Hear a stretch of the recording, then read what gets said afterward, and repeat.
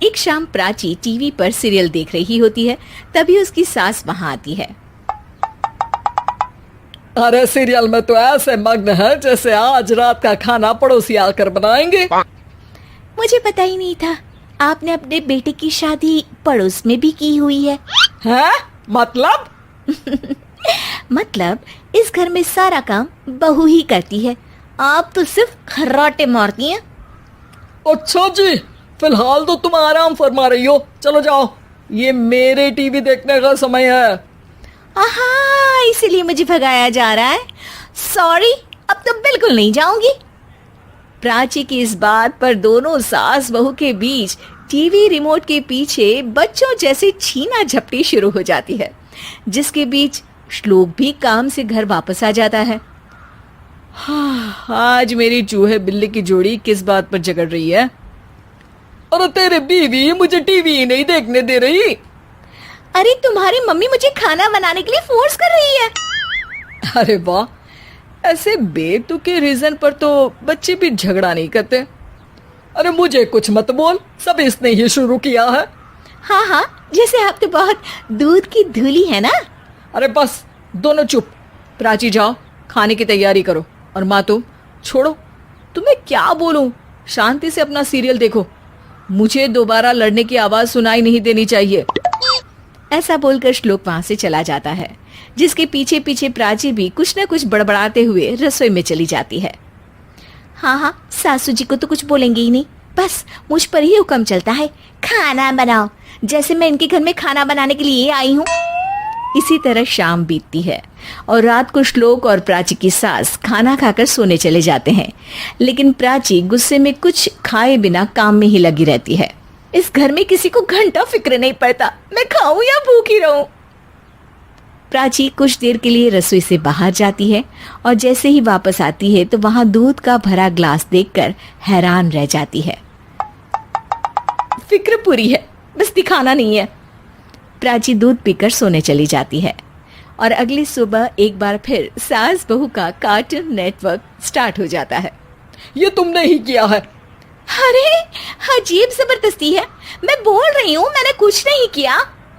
दोनों ने मिलकर पूरे घर को पागल खाना बनाया हुआ है। यहाँ कोई नॉर्मल इंसान तो रह ही नहीं सकता, इसीलिए अब पड़ोसी क्या रिश्तेदार भी घर आने से कतराते हैं। और सुन बेटे, तू भी चंगा, तेरी माँ भी चंगी, तेरी बीवी भी चंगी, रिश्तेदार। हाँ जी, आपको नहीं पता क्या, गंगाधर ही शक्तिमान है, रिश्तेदार ही। हाँ हाँ, बस समझ गया। कभी जानवरों जैसे लड़ेंगी तो कभी जुगलबंदी करेंगी। भाई मैं आप दोनों के बीच में नहीं फंसना चाहता। सास बहू की इस मन मौजी जोड़ी से परेशान होकर श्लोक अपना सिर खुजलाता वहां से चला जाता है। चलो अब मैं भी कीर्तन में जा रही हूँ। इस पर जैसे ही सास कमरे में अपना पर्स लेने जाती है तो वहां नाश्ते की प्लेट रखी देख मुस्कुराने लगती है और नाश्ता करके घर से बाहर निकलते हुए कुछ पैसे टेबल पर रख जाती है, जिसके कुछ देर बाद सिलेंडर वाला घर आता है। ओ मोरी मैया, मैं सिलेंडर के बारे में तो बिल्कुल भूल ही गई थी। घर खर्च के सारे पैसे भी मम्मी के पास है और श्लोक से बोला तो उल्टा 4 बात सुनाएंगे। प्राची ये सोच ही रही होती है कि अचानक उसका चेहरा चमक उठता है और वो घर में आकर इधर उधर देखने लगती है।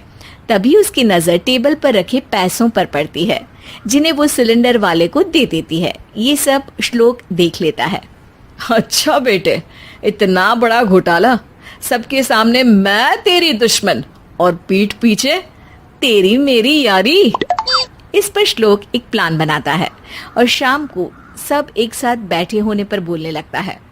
माँ, तुम दोनों की बहुत लड़ाई होती है, इसलिए मैं सोच रहा हूँ कि प्राची को उसके घर छोड़ाऊं, इससे वो भी खुश रहेगी और तुम भी। अचानक श्लोक की ये बात सुनकर सास बहू शौक से उसकी तरफ देखती हैं। अरे ऐसे कैसे घर छोड़ाओगे, मुझे कहीं नहीं जाना।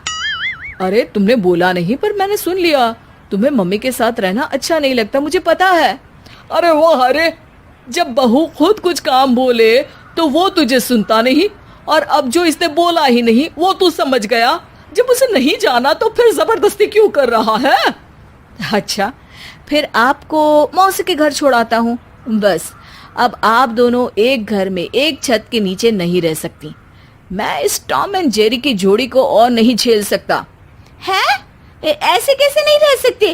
तुम्हें इतनी दिक्कत है तो तुम्हारा बोरिया बिस्तर पैक कर देती हूँ, लेकिन मम्मी जी कहीं नहीं जाएंगी। बिल्कुल यही सुनना था मुझे। अगर दोनों में इतना ही प्यार है फिर हर वक्त ये लड़ाई का नाटक क्यों करती हो? देखा मैंने कैसे माँ किचन में दूध रखती है और तुम उनके लिए कमरे में नाश्ता रखती हो, और कैसे वो पहले ही तुम्हारी दिक्कत समझकर घर में पैसे रखकर बाहर जाती है। अरे भाई, इतना ड्रामा तो डेली सोप में भी नहीं होता जितना तुम दोनों ने इस घर में फैलाया हुआ है। तू हमें टॉम एंड जेरी बोलता है ना, तो याद कर वो दोनों भी एक दूसरे को बाहर वालों की बुरी नजर से बचाने के लिए हमेशा सबके सामने लड़ते थे, लेकिन अकेले में दिक्कत के समय मदद भी तो करते थे। बस हमारा रिश्ता भी कुछ ऐसा ही है। और वैसे भी अगर सास बहू में तू मैं नहीं होती तो दुनिया वालों को कहानियां कैसे मिलेंगी?